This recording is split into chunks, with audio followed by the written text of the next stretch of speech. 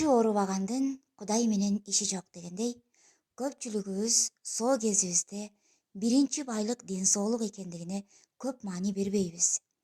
Ал эми кичине сыркоолоп калсак, сыйкырчынын дарысындай элестетип, дарыкананы көздөй чуркайбыз.